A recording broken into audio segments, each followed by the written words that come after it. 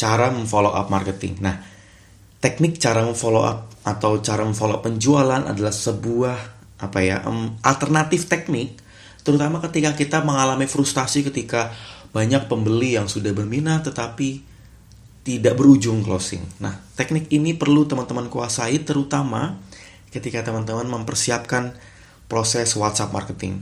Nah, kenapa follow up itu menjadi satu hal yang penting? Yuk kita mulai dari bahasan yang pertama. Apa itu follow up?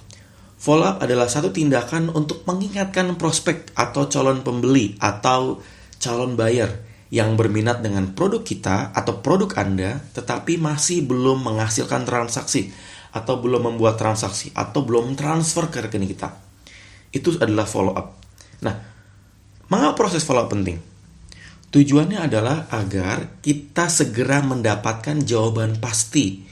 Karena paling gak enak itu adalah di PHP, benar gak? Di PHP udah berminat, mereka sudah chat, tapi pas ditanya gak ada jawaban, mereka gak read kontak kita, mereka gak read chat WhatsApp kita, ujungnya terlalu banyak yang chat malah gak menghasilkan closing. Nah, mengapa proses follow up penting? Karena kita ingin tahu ujungnya apa. Lebih baik mereka menjawab tidak daripada kita tidak ada kepastian. Ya kayak orang pacaran aja ya. Lebih baik jawab enggak daripada ujungnya adalah digantungin atau di PHP. Bener gak?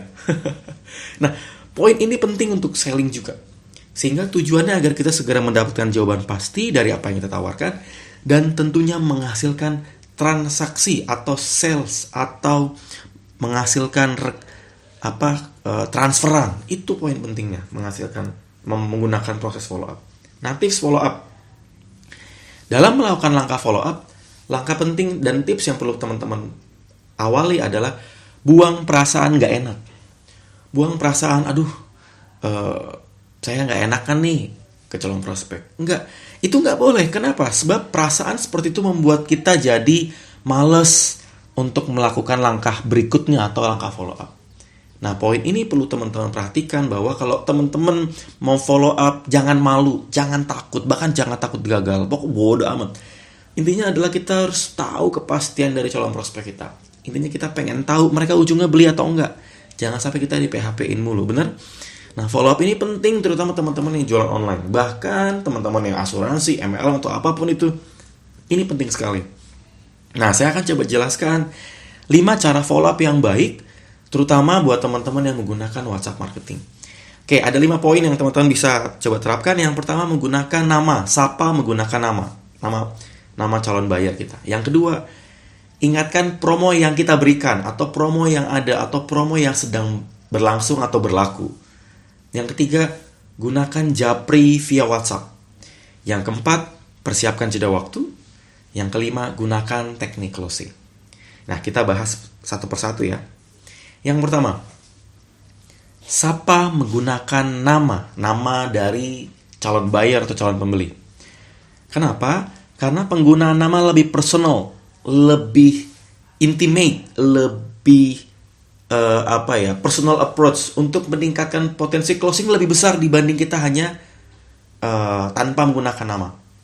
Orang lebih suka disapa nama karena lebih dekat, approachingnya lebih personal. Bayangkan kalau kita diperlakukan aja BC to all gitu, tapi nggak ada pakai nama.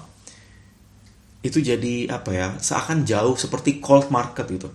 Nah, penting sekali ketika teman-teman mau follow up, teman-teman perlu menyapa menggunakan nama. Ini poin penting. Yang pertama. Yang kedua adalah ingatan promo yang ada.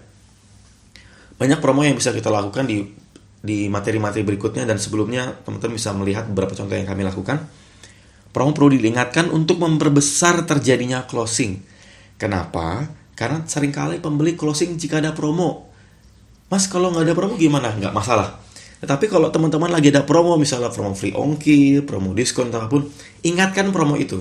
Tujuannya adalah potensi closing bisa jauh lebih besar dibanding teman-teman tidak menggunakan promo atau tidak mengingatkan promo. Sehingga orang-orang, mumpung ada promo nih, mumpung ada diskon nih, mumpung ada free ongkir nih. Kebayang? Itu perlu kita ingatkan sehingga konsumen nggak lupa. Konsumen bisa teringatkan, reminder kenapa mereka harus melakukan transaksi. Itu poin kedua. Oke, berikutnya poin 3. Gunakan japri WhatsApp. Oke, poin penting di sini adalah jangan menggunakan broadcast untuk proses follow up. Kenapa? Karena broadcast via WhatsApp untuk memfollow up itu konversi rate-nya rendah. Orang jadi tidak personal seperti berhubungan dengan poin pertama tadi. Nah, proses japrian via WhatsApp itu perlu kita lakukan satu persatu. Memang manual, tetapi lebih baik manual tapi konversi rate-nya besar dibanding teman-teman gak manual, maunya automatically share to all tapi malah nihil, nggak ada yang closing. Maka sebaiknya gunakan proses japri WhatsApp agar hasil lebih efektif. Berikutnya, jeda waktu follow up. Jeda waktu usahakan maksimal 3-5 hari, jangan kelamaan. Karena kalau teman-teman kelamaan nanti hasilnya malah rendah. Kenapa? Mereka udah lupa, atau makan mereka udah ditikung, mereka sudah diambil oleh produsen yang lain atau penjual yang lain. Dan ingatkan minimal 3 kali. Jangan cuma sekali, karena seringkali ketika sekali kita hanya mereminding, mungkin dia lagi di jalan, mereka lagi nggak aktif WhatsApp-nya, kuota lagi habis, WhatsApp lagi nggak dibuka. Jadi minimal 3 kali. Ujungnya sampai kapan Mas Hermas? Sampai ada reply. Sampai mereka memastikan beli atau tidak. Kalau mereka masih nanya suami dulu, nanya ini dulu, nunggu ada uang dulu, berarti mereka masih ada potensi closing. Tujuan follow up adalah ujungnya adalah transaksi. Jadi kita pengen tahu kepastian mereka transaksi atau tidak. Oleh karena itu penting sekali teman-teman perlu perhatikan, perlu jeda waktu maksimal 3-5 hari dan ada minimal 3 kali reminding mereka. Berikutnya, gunakan teknik closing. Ada beberapa teknik closing yang bisa dipakai. Nah, teknik closing ini bertujuan di bagian akhir untuk mempercepat atau memberikan kepastian closing dari mereka dan memperbesar potensi konversi rate closing. Ada beberapa macam. Yang pertama, contoh yang sederhana. Yang pertama adalah teknik pilihan. Teknik pilihan ini adalah membuat si para calon pembeli itu punya pilihan yes or yes, ya dan ya. Jadi kita tidak memberikan pilihan yes or no. Misalnya, jadi transfer apa enggak, jadi beli atau enggak. Nah, itu cara yang salah. Yang benar adalah ingin menggunakan BCA atau Mandiri, Pak. Rencananya ingin beli 1 atau 2. Rencana ingin produk yang A atau yang B. Kebayang ya? Teknik pilihan ini penting untuk teman-teman perhatikan, terutama ketika teman-teman nanti pada saat memfollow up calon pembeli. Berikutnya teknik fear. Teknik fear sebenarnya adalah mirip seperti headline fear, tapi tujuannya membuat mereka memperbesar fairness untuk memperbesar closing. Contoh, selamat siang Bu.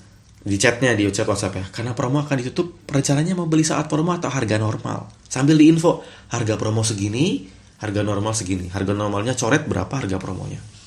Tujuannya reminder mereka, para pembeli reminding supaya mereka akhirnya menghasilkan closing atau mereka transfer ke rekening kita.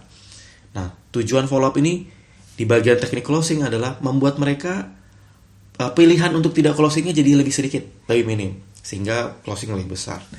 Nah, follow up ini, beberapa contoh ini saya dorong teman-teman untuk mempraktekkan di WhatsApp, terutama ketika japri, terutama ketika teman-teman di PHP, dan saya berharap ketika teman-teman praktek, hasil closing teman-teman lebih besar. Kebayang ya? Nah, saya mendorong teman-teman mempraktekkan file ini, dan saya berdoa, dan saya mendukung teman-teman dan mendorong supaya teman-teman nanti konsisten, dan tidak hanya teman-teman yang menerapkan. Kalau teman-teman punya tim, teman-teman perlu menjelaskan dan mengajarkan poin ini. Semoga bermanfaat. Yuk kita praktek.